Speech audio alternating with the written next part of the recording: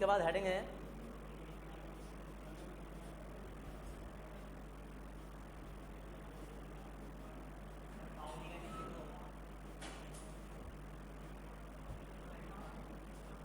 Quantum संख्याएं।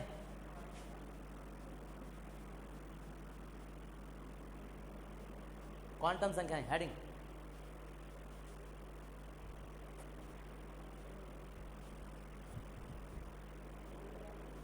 कहाँ देखा पाउली का नियम? कहाँ देखा? गाइड में पाउली का नियम इसके बाद था। हाँ जी राम में या नोट्स में? चलो फिलहाल किताब वाले भी आजकल होशियार हैं। पाउली का नियम होता है कि किन्हीं दो इलेक्ट्रॉनों की चारों क्वांटम संख्या समान नहीं हो सकती। अब कौन ऐसा गधा टीचर है जिसे क्वांटम संख्या ना पढ़ाए और पाउली का नियम लिखवा दे? समझ लो क्या है? चारों क्वांटम संख्या का मतलब क्या? पहले चारों क्वांटम संख्या पता तो हो। देखो इधर इसमें लिखेंगे, इसके बाद हेडिंग डाल के वे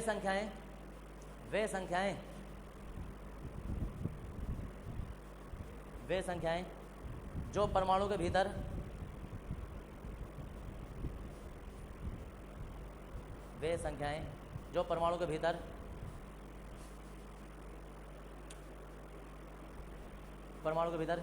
इलेक्ट्रॉन की स्थिति कोमा कक्षा इलेक्ट्रॉन की स्थिति कोमा कक्षा इलेक्ट्रॉन की स्थिति कोमा कक्षा कोमा ऊर्जा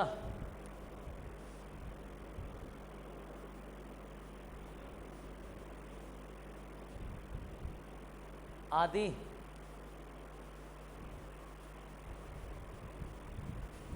को दर्शाती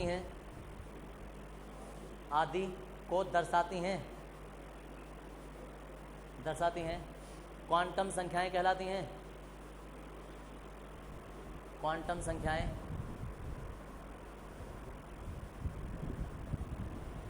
कहलाती हैं।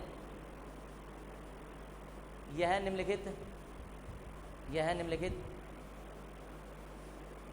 चार प्रकार की होती हैं।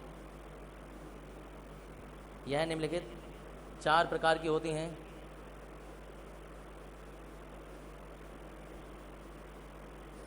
निम्नलिखित चार प्रकार की होती हैं। और देखो इधर एक करके ना पढ़ने वाले हैं, पहले चारों लिख लो।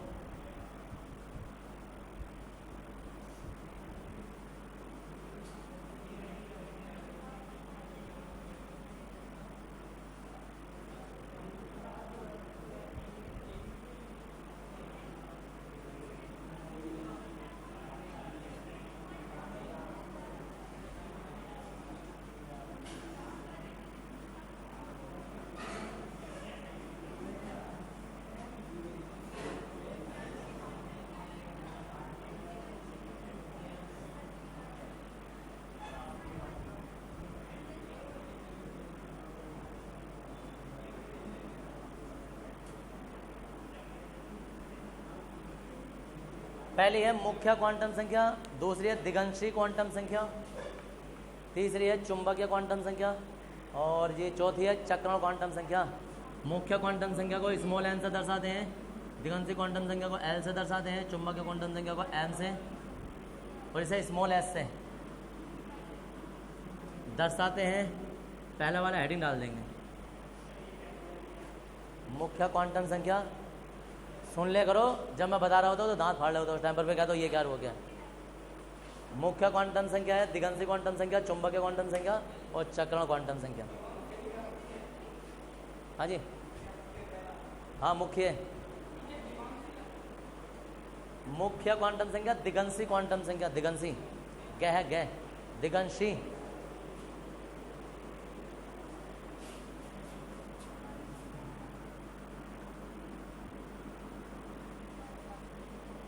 दिगंशी क्वांटम संख्या। ऐसा कोई साल नहीं जाता जिस साल के क्वांटम संख्याएं निकालने ना आए। परिभाषा तो शायद ही कभी कभी आती है, लेकिन ये जरूर आएगा कि ये चारों क्वांटम संख्या याद कीजिए। दिगंशी क्वांटम संख्या दूसरा,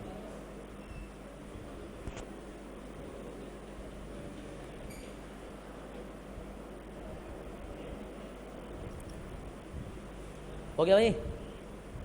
चलो लिखो, पहला वाला हेडिंग डाल दो। वालेकुम सलाम जी।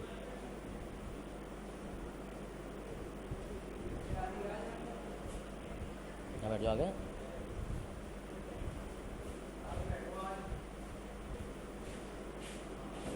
ये बेंच उधर कर लो, उधर उधर उधर।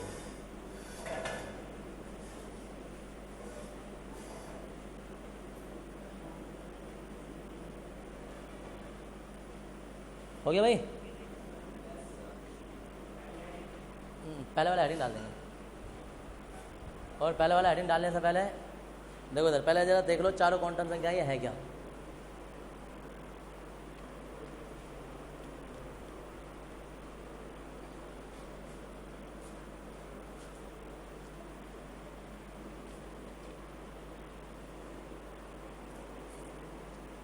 देखो भाई, ये चारों क्वांटम संख्या है ना, ऐसा है जैसे कोई डाकिया होता है।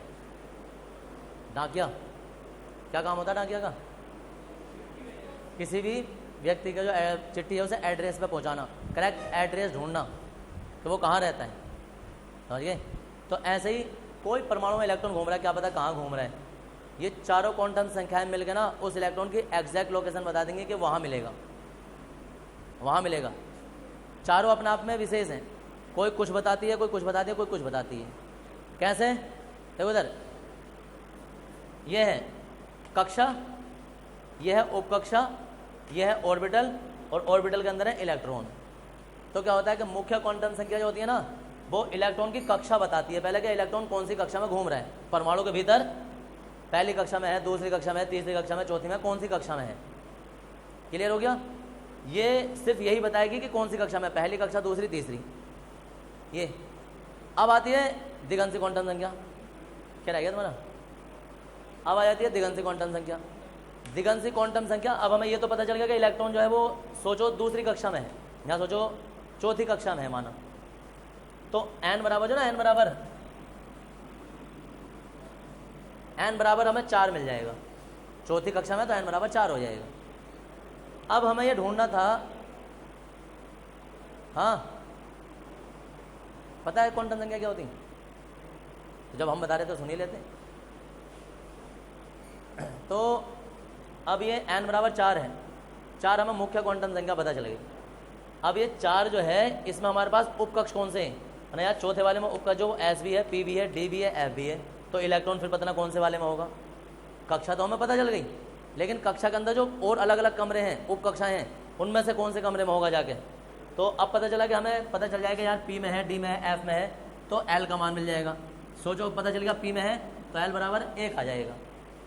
टेल बनाएंगे तो अब हमें कक्षा के बाद उपकक्षा भी पता चल गई कि यार हमें जो है वो P में पता चल गया। अब P जो होता है वो भी अपने आप में बटा हुआ होता है, ये -1 होता है, 0 होता है, ये +1 होता है,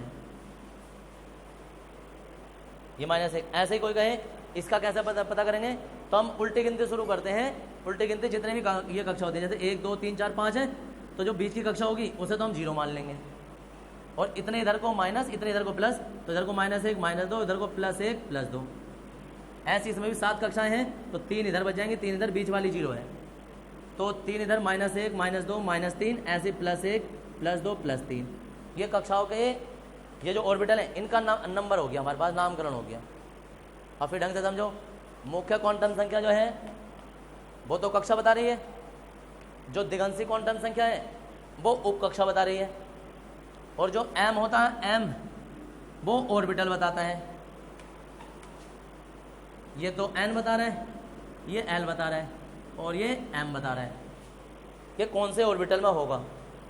अब पता चला यार p ऑर्बिटल में था और हम ये वाला इलेक्ट्रॉन ढूंढ रहे थे, जैसे हमें ये मिल गया, या सोचो ये वाला हमें मिल गया, तो हम कहेंगे कि m बराबर -1 पे मिल गया हमें। अब -1 ये -1 पे मिल गया, तो अब ये उल्टा वाला मिला या सीधा वाला मिला है, ये भी देखना होता है कि इलेक्ट्रॉन सीधा सीधा घूम रहा था या उल्टा वाला घूम रहा था। तो सोचो हमने ये वाला था हमारा सीधा घूम रहा था, तो एस का मान मिल जाएगा। अगर सीधा है तो +1/2 लिख देंगे, और अगर जो उल्टा घूम रहा था तो -1/2 लिख देते। ये एस का मान पता चल जाता है। अब फिर दोबारा से देखो क्या है कि किसी परमाणु के भीतर इलेक्ट्रॉन कौन सी कक्षा में घूम रहा है वो मुख्य क्वांटम संख्या बताती है। कक्षा के बाद कौन सी उप कक्षा में घूम रहा है वो दिगंशी क्वांटम संख्या बताती है। और उप कक्षा के बाद कौन से ऑर्बिटल में है, खानों में कौन से वाले में, वो चुंबकीय क्वांटम संख्या बताती है। और खानों में उल्टा है या सीधा है वो चक्रण क्वांटम संख्या बताती है। समझ में आ गया हो गया कि पहले हमें क्या ढूंढना है, पहले तो हमें पूरा परमाणु है, परमाणु के अंदर हमें क्या ढूंढना है, हमें कमरा, वो पहले पूरा घर ढूंढना है। ये चौथा जो हो गया ऐसा एक पूरा घर हो गया। घर के अंदर कितने कमरे, वो कमरे ढूंढने, कमरों के अंदर वो कैसा है, कौन कौन उपस्थित है वो ढूंढना है। और उस कमरे के अंदर बेड पर कैसे कैसे सो रहे हैं वो ढूंढना है।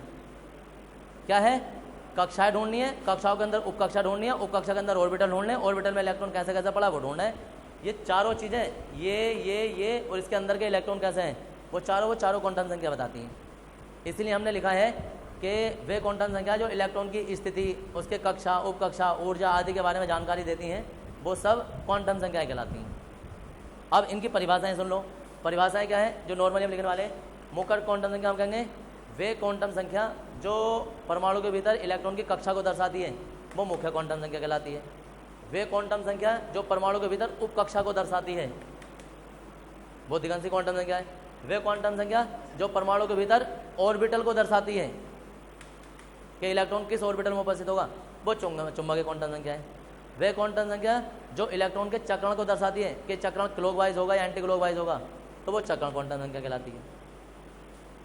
इसे एन से प्रदर्शित करते हैं, इसे एल से, इसे एम से, इसे एस से। समझ में क्या हो गया।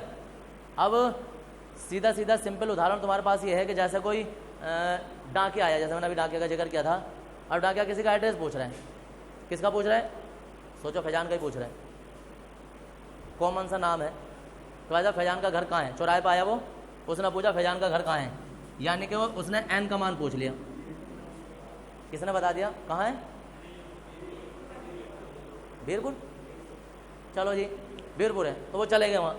अब वहाँ गांव में जाकर, मतलब बीरपुर में जाकर पूछा होगा तो उन्होंने किसी ने घर बता दिया। अब घर बता दिया, घर के दरवाजे पर पहुँच गए, घर तो मिल गया।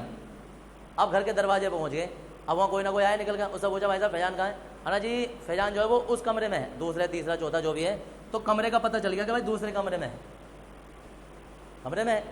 अब दूसरे कमरे के बाद में सुनो इधर, दूसरे कमरे में पता चला कि दूसरे कमरे में बेड पड़े थे, SPDF।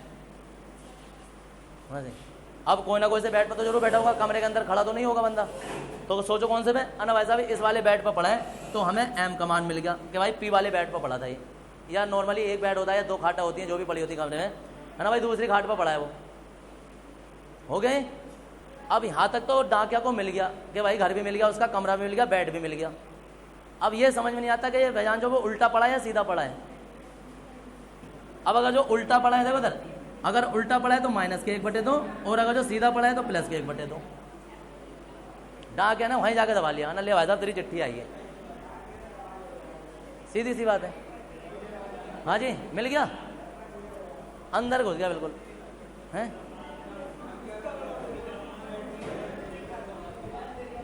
लिखेंगे जी अपनी, पहले वाला हेड डाल देंगे, टाइम हो गया क्या नहीं यार, चलो फिलहाल पता तो चल गया क्या होता है। परिभाषा रहेंगे, कल सारी एक बार में खत्म हो जाएंगे, और पाउली का नियम भी आ जाएगा तुम्हारा, फिजिक्स निकालना है। क्या करा है, पानी आप पी खाओ जल्दी फटाफट, किसी को प्यास लग रही है पानी पियाओ भाई जल्दी फटाफट।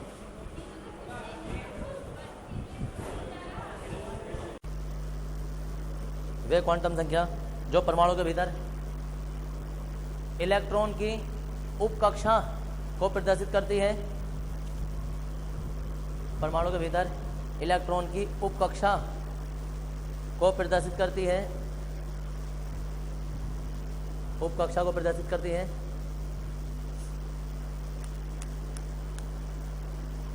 दिगंशी क्वांटम संख्या कहलाती है।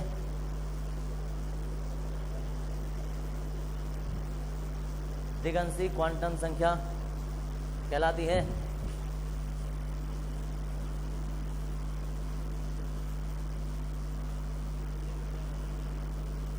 इसे एल से प्रदर्शित करते हैं, एल।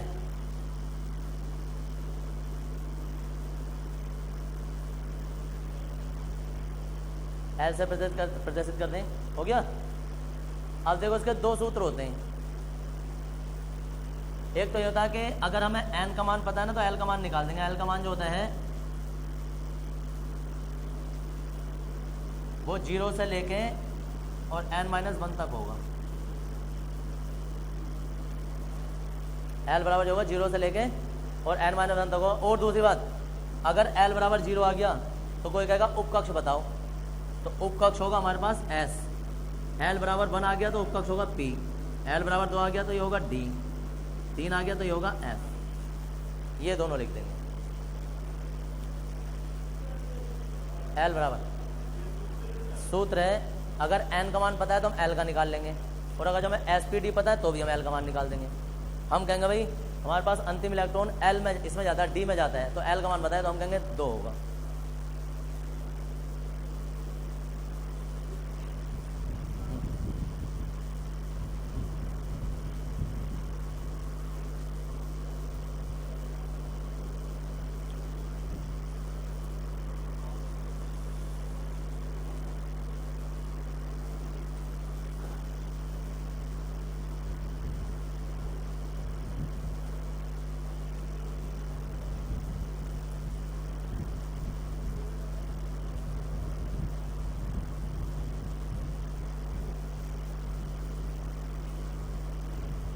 हो गया। थर्ड वाला हेडिंग लिख देंगे इसके बाद जिसका हो गया।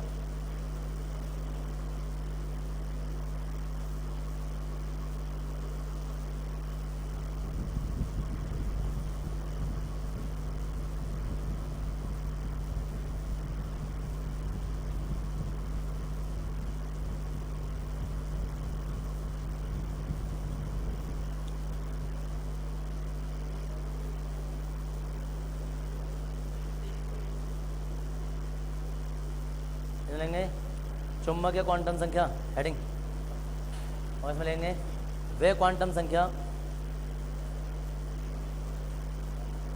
वे क्वांटम संख्या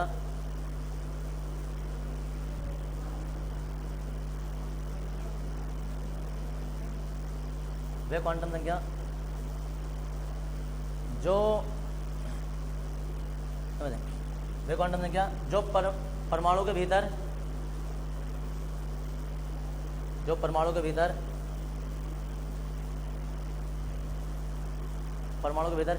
इलेक्ट्रॉन के ऑर्बिटल को प्रदर्शित करती हैं। ऑर्बिटल को प्रदर्शित करती हैं।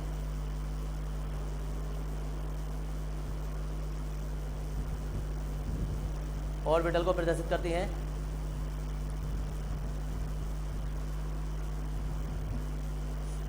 प्रदर्शित करती है चुंबकीय क्वांटम संख्या कहलाती है। ऑर्बिटल को प्रदर्शित करती है चुंबकीय क्वांटम संख्या कहलाती है।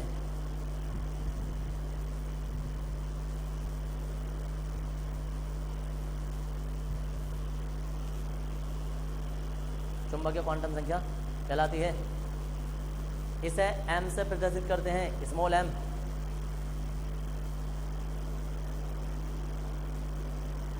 इसे m से प्रदर्शित करते हैं।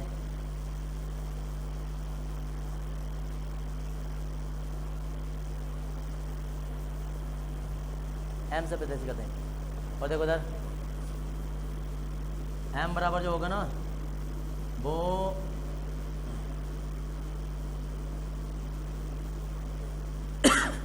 12+1 होगा। m बराबर 12+1, ये फॉर्मूला होता है।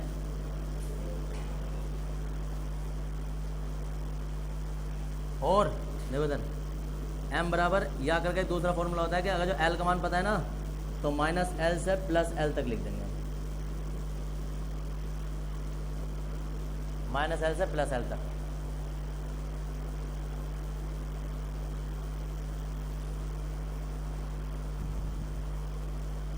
-l से +l हो गया। इसके बाद है लास्ट वाला लिख दो चक्रण क्वांटम संख्या। लास्ट वाला चक्रण क्वांटम संख्या।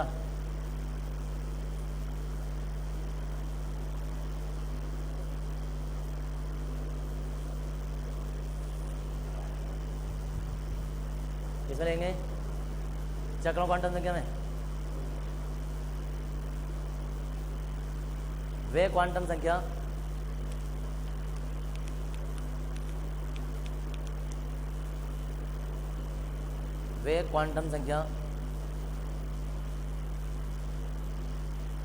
जो इलेक्ट्रॉन के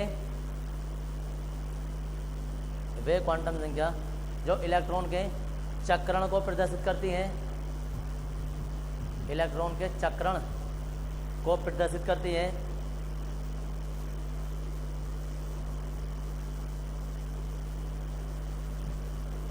चक्रण को प्रदर्शित करती हैं, चक्रण क्वांटम संख्या कहलाती है।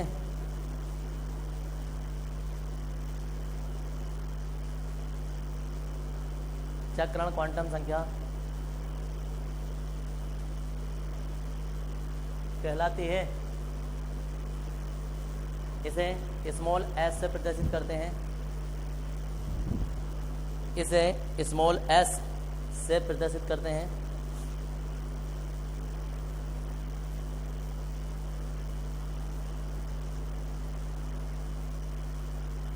से प्रदर्शित करते हैं।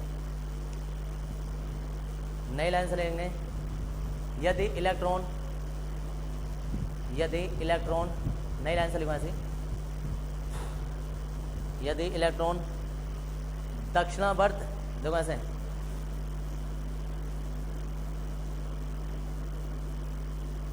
दक्षिणावर्त को कहते हैं, ब्रैकेट में लिख देना क्लॉकवाइज।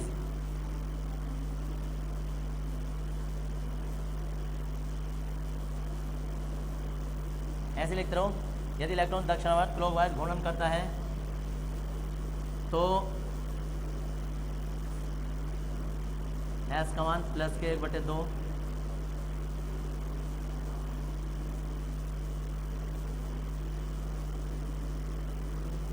और यदि इलेक्ट्रॉन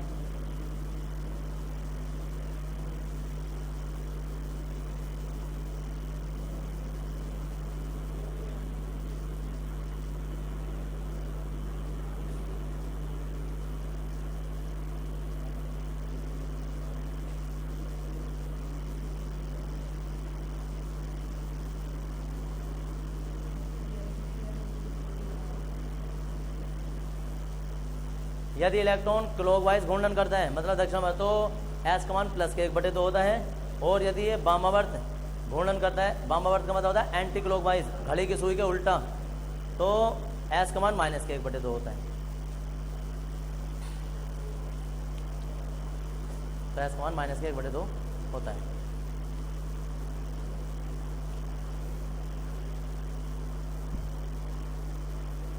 हो गया ये?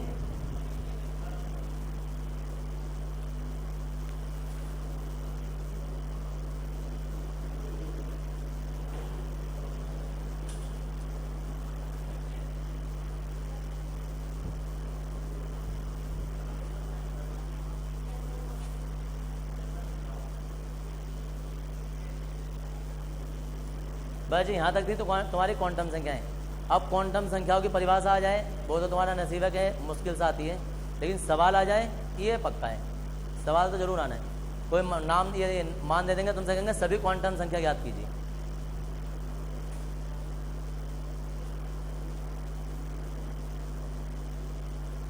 अभी तुम्हारे बाल आंखों पे नाम है तो जल्दी उतार लोगे, एक आंख से तो देख के लिख रहे हो। जुल्फ है ना, आंखों पे गुआ रही हैं।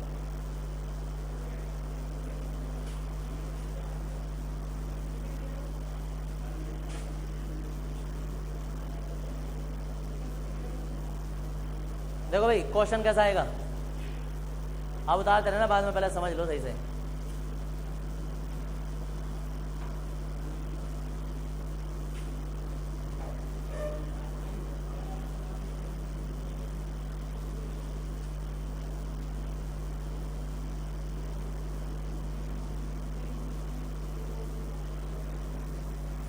n = 3 के लिए सभी क्वांटम संख्या ज्ञात कीजिए। समझ रहे? सभी क्वांटम संख्या याद कीजिए। तो देखो इधर n बराबर 3 का मतलब समझ लो मुख्य क्वांटम संख्या दे दी उसने, मुख्य क्वांटम संख्या। तो हम क्या करते हैं, हम एक टेबल बना लेते हैं, इसमें n का मान, इसमें l का मान, ये थोड़ी सी बड़ी कर देना, इसमें m का मान, ये और बड़ी लिखना है, और ये तो बहुत बड़ी लिखना है, इसमें s का मान। तुम्हें अपना आप आइडिया हो जाएगा कितनी बड़ी कितनी लिखनी है।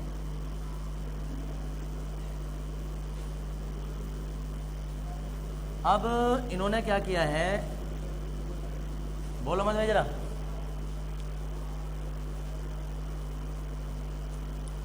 n बराबर दे दिया, कितना दिया कहीं भी लिख दो, 3, समझ में आ रहा है। तो l का मान क्या बोला था मैंने, l का मान जो है वो 0 से और n-1 तक होगा।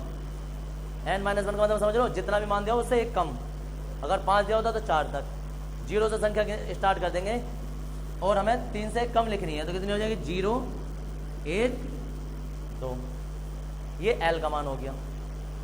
समझ में आ रहा है कैसे हो रहा है। l का मान जो होता है वो n पर निर्भर करता है कि अगर n का मान 3 है तो l का मान जो वो एक कम हो जाएगा। अगर जो n का मान 10 होता तो l का मान 0 से लेके 9 तक होता, l इसका n का मान 100 होता तो l का मान 0 से लेके 99 होता, एक कम रखना है, समझ गए, क्योंकि ये सूत्र होता है, अभी लिखवाया तुम्हें। l का मान मिल गया। अब देखो इधर, क्योंकि उसने चारों क्वांटम संख्याएं पूछी हैं तो हमने दिगंशी क्वांटम संख्या तो निकाल दी, अब चुंबकीय क्वांटम संख्या निकालेंगे। अब चुंबकीय क्वांटम संख्या का बड़ा बढ़िया हिसाब होता है कि अगर हमें l का मान पता है, l का मान पता है कहाँ भाई, ये वाला, तो बस माइनस से प्लस तक मान लिख देने।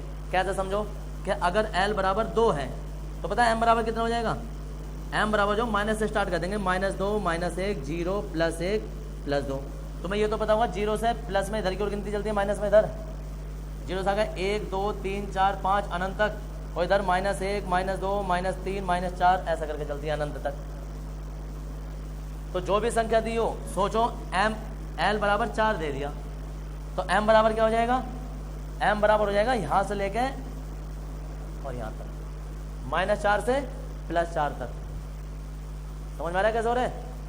अगर हमें l का मान 4 मिल गया तो m का मान हम आराम से निकाल सकते। तो देखो इधर, इसके लिए m का मान अलग निकालेंगे, इसके लिए m का मान अलग निकालेंगे, इसके लिए m का मान अलग निकालेंगे। कैसे, देखो 0 तो 0 ही रहेगा, -0 और +0 एक ही बात होती है। इसका मान माइनस से स्टार्ट करेंगे तो -1 से ये -1 से +1 तक पढ़ना है, तो क्या होगा, देखो -1 से +1 तक इसका मान लिख देंगे तो -1 हो जाएगा, 0 हो जाएगा, +1 हो जाएगा। अब l बराबर जब 2 होगा तो m बराबर कितना होगा, तो हम कहेंगे -2 होगा, कितना होगा, कोमल आकर -1 होगा, 0 होगा और +1 होगा और +2 होगा। अगर l बराबर 3 और होता तो -3 होता, -2 होता, ऐसा करके होता। समझ में आ रहा है। अब दरअसल 0 के लिए तो ऐसा ऑर्बिटल होता है, इसके लिए जो ना, इसके लिए वो ऐसा होता है ऑर्बिटल, और इसके लिए जो ऑर्बिटल होता है ये इस खाने के लिए, ये इस खाने के लिए, इसके लिए, इसके लिए और इसके लिए, मतलब ये s ऑर्बिटल हो जाता है, ये p ऑर्बिटल हो जाता है, ये d ऑर्बिटल हो जाता है। अब बात आती है s के मान कितने लिखने, तो इस ऑर्बिटल में कितने इलेक्ट्रॉन आ जाएंगे, 2, एक तो सीधा आएगा, एक उल्टा आएगा। तो सीधे के लिए तो हम लिख देंगे +1/2 s का मान, और इसके लिए -1/2। समझ में आ रहा है क्या हो रहा है। एक ऑर्बिटल में 2 इलेक्ट्रॉन आ जाते हैं, तो एक इलेक्ट्रॉन सीधा होगा तो सीधे के लिए तो 1/2 लिख देंगे, और उल्टे के लिए -1/2। तो अलग अलग ना लिख के ना हम या करके ऐसे भी लिख देते हैं कि +-1/2, वो एक के लिए आ गया। अब इस ऑर्बिटल के लिए, इस ऑर्बिटल में पहले तो सीधे सीधे भरे जाएंगे, फिर उल्टे भरे जाएंगे। तो इस वाले खाने के लिए s का मान जो आएगा वो प्लस तो आया इसके लिए और माइनस आया है इस वाले के लिए, 1/2। अब इस खाने के लिए देख लो, इस खाने में इसके लिए तो आएगा प्लस के, और इस वाले इलेक्ट्रॉन के लिए आएगा माइनस के 1/2।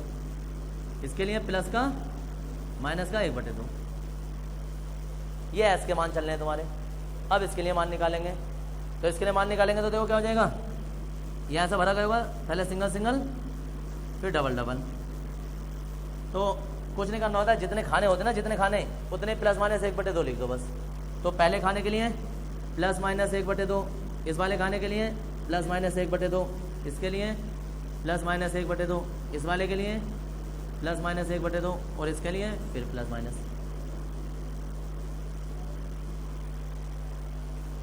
समझ में आ रहा है? तो इस तरीके से चारों क्वांटम संख्याएं तुम्हें ज्ञात हो गई। एन उन्होंने पहले से दी थी, एल का मान हमने ऐसा निकाल दिया, एन का मान ऐसा निकाल दिया। अगला क्वेश्चन इसी के साथ जो है वो आपका एन बराबर कितने 4 के लिए निकालना है, वो अगला क्वेश्चन हो जाएगा। पहले ऐसा था, अगर एल